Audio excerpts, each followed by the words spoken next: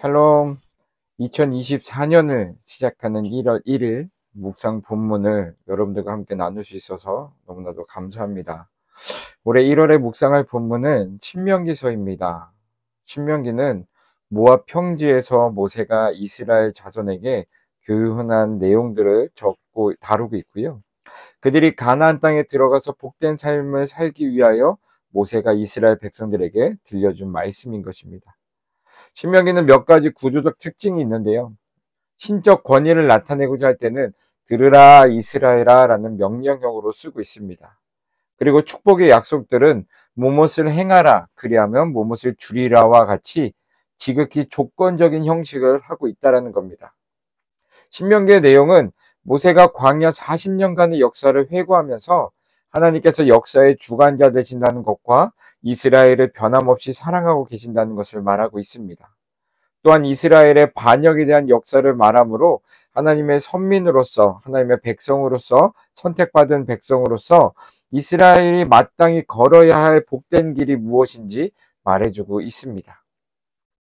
신명기서의 주된 사상은 이스라엘의 복된 삶을 위하여 그들을 마땅히 행하여야 할 일들, 그들이 해야 할 일들과 그들이 하지 말아야 할 일들, 그들 가운데서 버려야 하고 내려놓아야 할 일들에 대해서 그것들을 이야기하고 있는 것이죠.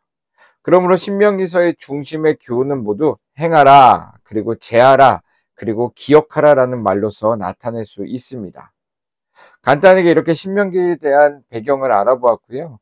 그러면 이 배경을 가지고 신명기서를 한번 묵상해 보도록 하겠습니다. 오늘은 우리가 묵상할 본문은 신명기서 1장 1절에서 18절까지의 말씀인데요. 1장 1절에서 18절까지의 말씀을 크게 두 부분으로 나누어서 볼 수 있는데요. 1절부터 8절까지 먼저 보면 이스라엘의 그런 이 지금 신명기서가 쓰여지게 된 그 배경에 대해서 말하고 있습니다. 그리고 그 다음에 9절부터 18절까지는 이스라엘 백성들을 인도한 모세가 어떻게 그동안 지내왔는지, 모세의 마음과 그대로 그가 행한 일들에 대해서 쭉 이렇게 얘기하고 있는 것을 보게 됩니다. 먼저 1절하고 8절까지의 모습을 보게 되면 신명기의 시작이 어떻게 되는지에 대한 배경적인 거에 대해서 말씀하고 있는데 5절을 보니까요. 모세가 시내산을 출발하여서 요단 저편 모압에 이르렀을 때 이스라엘 백성들에게 율법을 설명하였다고 말하고 있습니다. 즉 다시 한번 말씀드리면 요단 저편이라는 것은 이스라엘 백성들이 40년 광야 생활을 끝내고 이제는 요단강, 하나님이 약속하셨던 그 땅에 가기 전 그 바로 앞에서 지금 이 일들이 일어나고 있다는 것이죠. 그런데 여기서 율법을 설명하였다는 것은 새로운 율법을 다시 받아서 그들에게 선포했다는 것이 아니라 이미 시내산에서 받은 율법을 그들의 기억에 새롭게, 또한 그것을 그들의 삶에 적용할 수 있도록 해주기 위해서 설명한 시간이다라는 겁니다. 즉, 그 광야 40년 가운데 돌면서 그 광야라는 그런 곳에서 율법을 적용하기가 참 쉽지 않았지만 이제는 실질적인 율법을 사용해야 되는 그런 시점이 왔기 때문에 그들이 가나안, 약속된 그 가나안 땅에 들어가서 그 율법을 잘 적용할 수 있도록 이제 율법을 새롭게 설명해주는 시간들이라는 것이죠. 여기서 율법은 하나님께서 자기 백성들의 복된 삶을 살게 하기 위하여 주신 계시의 말씀으로서 불변하는 삶의 원리이며 원칙이라는 것입니다. 즉 그들에게 주어진 시내산에서 받은 그들에게 주어진 율법은 뭐예요? 하나님의 말씀이고요. 이거는 변하지 않고 또 이 율법은 그저 하나님의 법일 뿐만 아니라 이스라엘 백성들이 이스라엘 백성들로서 선민으로서 택한 백성으로서 살아갈 때 필요한 삶의 원리이면서 원칙이다라는 것이죠. 이 율법은 그때 그곳에서 필요한 말씀으로 듣기 위하여 재해석하는 것이 필요한데 이것이 지금 바로 모세가 모압 평지에서 이스라엘을 위하여 율법을 설명했다라는 의미입니다. 특별히 본문에서 모세가 율법을 해설한 장소와 때에 대하여 상세히 말하고 있는 것을 볼 수 있는데요. 이것은 이스라엘이 얼마나 역사를 중요하게 생각하고 있는지에 대해서 또한 말하고 있습니다.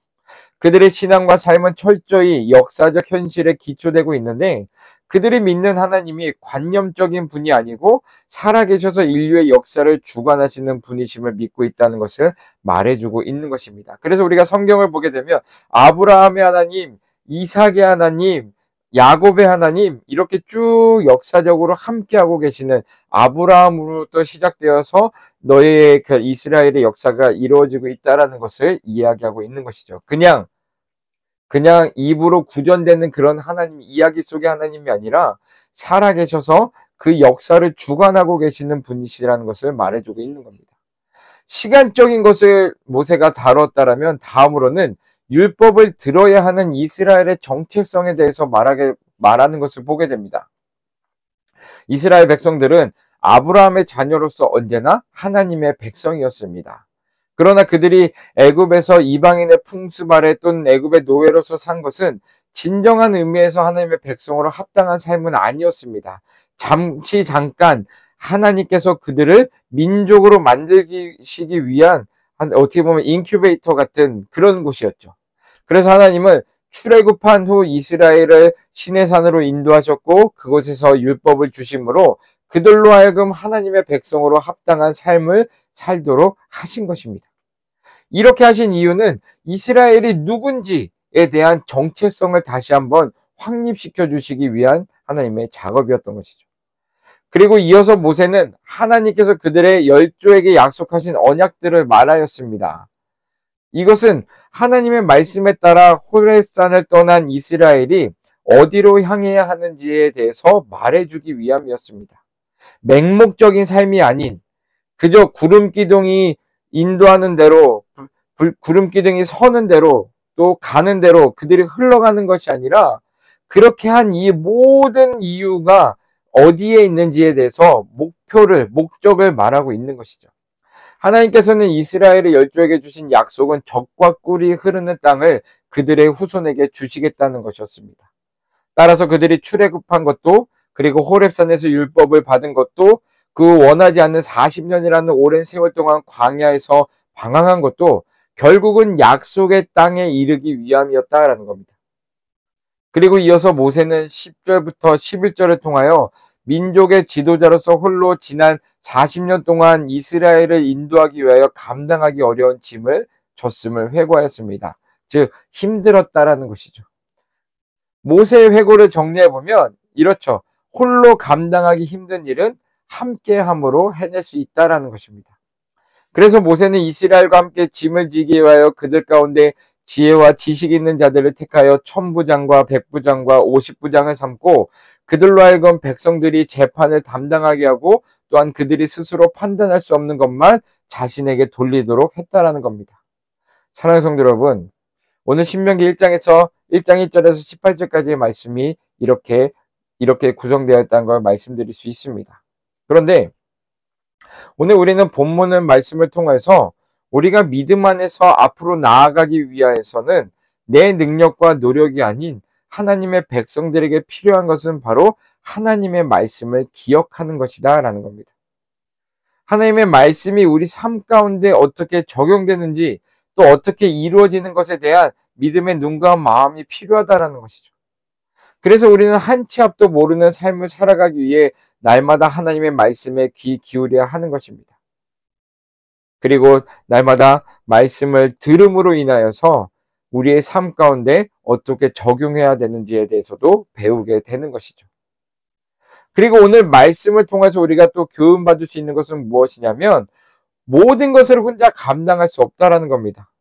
만약에 저 혼자 노력한다고 해서 온전한 믿음의 공동체를 만들 수 없습니다.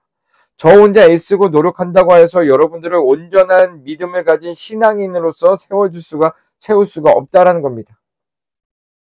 여러분들이 함께 동참하셔야, 여러분들이 함께 해야 온전한 믿음의 공동체를 만들 수 있는 것이고, 온전한 믿음을 가진 그렇게 각 개인의 한 사람으로서 믿음의 그런 신앙인으로서 세워질 수가 있는 것입니다.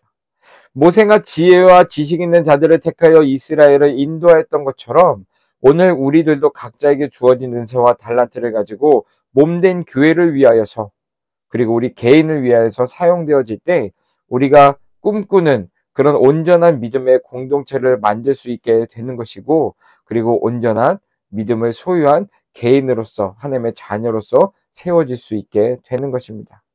사랑하는 성도 여러분, 2024년이 시작되었습니다. 올해는 말씀 안에서 교회를 향한 개인과 가정을 위한 하나님의 뜻과 계획을 발견하시기를 원합니다. 그리고 그 뜻과 계획을 발견하셨다면 그것을 믿고 그것을 신뢰하면서 한 걸음 한 걸음 우리에게 주어진 믿음의 길을 걸어가실 수 있기를 주님의 이름으로 축원합니다. 또한 믿음으로 각자에게 주어진 은사를 가지고 온전한 믿음의 공동체를 만들기 위해서 함께 모여서 기도하며 함께 찬양하며 예배하는 양평 창신교회 모든 성도님들 되기를 주님의 이름으로 축원합니다.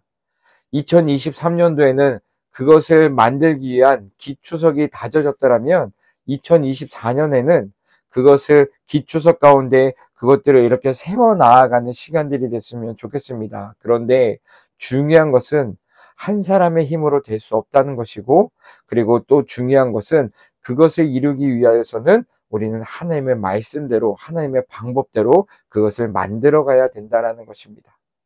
사랑하는 성도 여러분, 2024년 가운데 하나님의 말씀으로 인하여서 또한 우리에게 주신 은사를 가지고 정말 하나님이 기뻐하시는 그런 믿음의 공동체를, 또 우리 각 개인이 그렇게 믿음으로 세워질 수 있는 그런 귀한 시간이 되기를 주님의 이름으로 축원드립니다.